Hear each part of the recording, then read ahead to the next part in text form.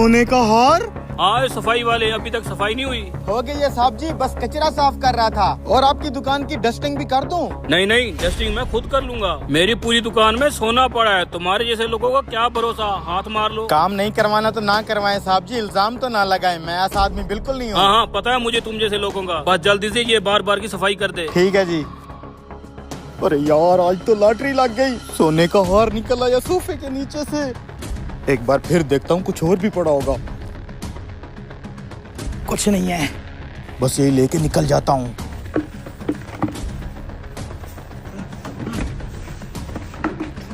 हो गई है सफाई भाई साहब, इजाजत दे, मैंने अगले काम पे जाना है। ओए रुक, जी। इतनी भी क्या जल्दी है, अपनी मेहनत के पैसे तो लेता जा। हाँ दे दें साहब जी। ये लो। शुक्रिया। वाह यार आज तो क्या जैकपॉट लगा है। भला कितने का होगा ये सोने का हार? लेकिन यार सारी जिंदगी मेहनत मजदूरी से कमाई करके खाया है मैंने। ये हार तो मेरे ऊपर हराम है, कब तक खाऊंगा इसे?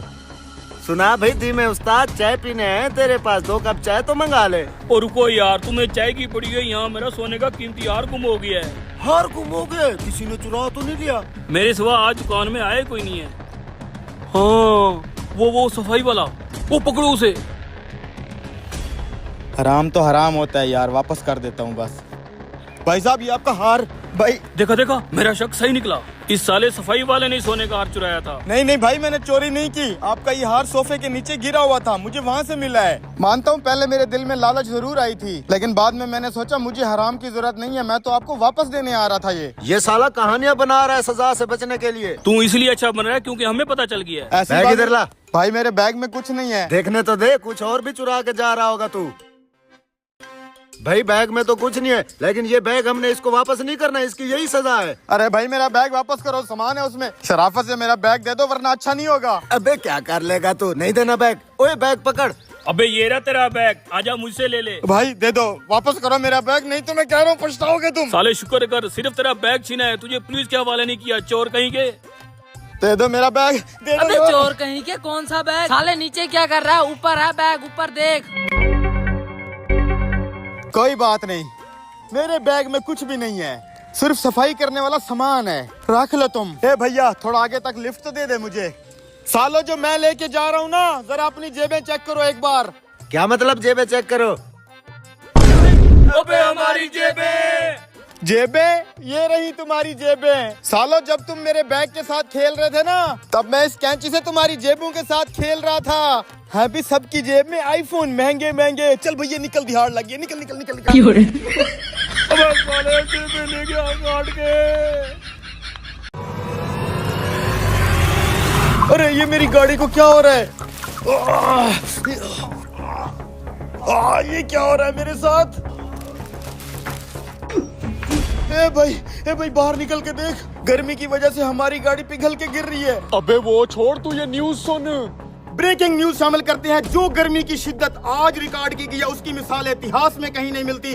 गर्मी की वजह से ट्रैफिक लाइट्स पिघल चुकी हैं, डस्टबिन पिघल चुकी हैं, गाड़ियों के टायर फट चुके हैं, लोगों में अफरा तफरी का माहौल है। इमरजेंसी नाफिज कर दी गई है। आवाम से इल्तमास है कि बिला जरूरत अपने घरों से बाहर बिल्कुल ना निकलें। अरे यार ये सब क्या हो रहा है? अब हम सब बाहर कैसे निकलेंगे? मुझे एक जरूरी काम भी है, मेरा जाना बहुत जरूरी है। अबे तू पागल हो गया? बाहर सूरज आग बरसा रहा है, आग। बाहर जाना खतरे से खाली नहीं है। लेकिन यार अगर मैं बाहर ना गया तो मेरा बहुत बड़ा नुकसान हो जाएगा। अब मैं क्या करूं? अच्छा 1 मिनट रुक, ये छाता लेके जा, इससे कुछ ना कुछ बचत हो जाएगी। और धूप से जरा बच के रहना। हाँ तू सही कह रहा है, शायद ये छाता थोड़ा धूप को रोक ले। हाँ इस छतरी की मदद से देखता हूँ बाहर की क्या सिचुएशन है। एक बार चेक तो करूं सूरज की तपिश कम हुई है कि नहीं। ये सूरज तो चेहरा जला रहा है यार, जल्दी से आगे निकल जाता हूँ, ये ना हो छाते में ही आग लग जाए। ऐसा लग रहा है जैसे किसी जहन्नुम में आ गया हूँ। ये क्या? ये बाहर क्या हो रहा है चाचा मजीद? जो सोलर प्लेट सूरज की हीट पे चलती है, जिसको जरूरत ही धूप की होती है, वो ये इस धूप की वजह से पिघल के जमीन पे कैसे गिर रही है? बेटा ये सब अल्लाह का कहर है। मैंने आज तक अपनी जिंदगी में पहले कभी इतनी गर्मी नहीं देखी। सूरज की तपिश से हर चीज जमीन पे पिघल के गिर रही है। अल्लाह खैर करेगा चाचा, लेकिन जरूर इस मसले का कोई हल तो होगा। आज अगर इस मसले का हल ना ढूंढा तो इस गर्मी से सब खत्म हो जाएगा। मसले का हल क्या ढूंढेगा बेटा? वो तो नहीं पता चाचा, लेकिन जरूर इस मसले का कोई हल तो मैं ढूंढ ही लूंगा। ऐसे हाथ पे हाथ रख के बैठने से कुछ नहीं होगा। मैं भी तेरे साथ चलता हूँ बेटा। आजो फिर चाचा। भाई ये अचानक इतनी गर्मी कहाँ से आ गया? मैंने सुबह से ट्यूबवेल चलाया हुआ है, खेतों में पानी जाने से पहले भाप बन के उठ जाता है। भाई तुम दरख्तों के नीचे खड़े हो, तुम्हें नहीं पता बाहर धूप में हालात बहुत खराब हैं। हर लोहे की चीज, प्लास्टिक की चीज पिघल के जमीन पे गिर रही है। ऐसा लग रहा है जैसे आग बरस रही हो। अब इस मसले के हल के लिए मौलाना साहब के पास चलते हैं। छाते के नीचे आओ, मस्जिद में चलते हैं। इमाम साहब, बाहर के हालात तो आपने भी सुन और देख लिए होंगे। कहीं हम पर अल्लाह का अजाब तो नहीं आ रहा? इतनी गर्मी है कि हर चीज पिघल के गिर रही है। पूरे मुल्क में अफरा तफरी मची हुई है। इस शदीद गर्मी की वजह से लोग अपने घरों से बाहर नहीं निकल पा रहे, ना ही कोई कारोबार कर पा रहे हैं। अब आप ही इसका कोई हल बताएं। इंसान कितना खुदगर्ज है, सारी जिंदगी गफलत में गुजार देता है, थोड़ी सी सख्ती आने पे चलाने लगता है। हालांकि ये सब कुछ जो बाहर हो रहा है हम इंसानों को ही किया धरा है। वो कैसे मौलाना साहब?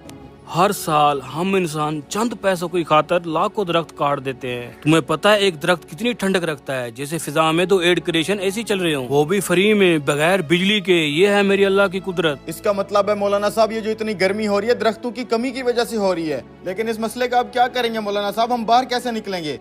इस मसले का एक ही हल है, जल्द से जल्द जितने भी दरख्त लगाओगे उतना ही जल्दी ये गर्मी कम होगी। मौलाना साहब, हम अपने हिस्से का दरख्त तो लगा लें, लेकिन हम लोगों से कैसे लगवाएंगे?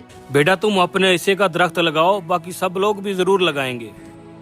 बात तो ठीक है भाइयों, अब भी अगर हम दरख्तों को काटते रहेंगे तो ये दुनिया इधर ही जहन्नम बन जाएगी। दोस्तों, जब आखिरी दरख्त कट जाएगा, आखिरी मछली पकड़ी जाएगी और दरिया आलूद हो जाएंगे, तब हमें एहसास होगा कि करेंसी नोट ना खाए जा सकते हैं और ना ही पिए। दरख्त लगाना सिर्फ नेकी ही नहीं, हमारी आने वाली नस्लों का हक है। आएं आज मिलके एक दरख्त लगाएं और कल का बेहतर पाकिस्तान बनाएं।